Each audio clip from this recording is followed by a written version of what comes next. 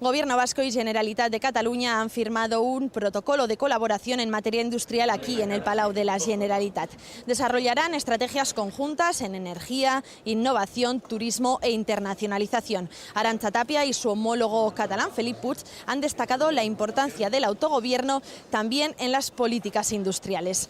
En esta reunión que han mantenido han hablado sobre otro tema también de estricta actualidad. Faltan 2 días para que finalice el plazo para presentar ofertas en el concurso de acreedores de Fagor Electrodomésticos y hasta la fecha la mejor posicionada es la de la empresa catalana Cata. La Generalitat ha confirmado su apoyo formal ante el juez con esta propuesta y ambos consejeros la han valorado.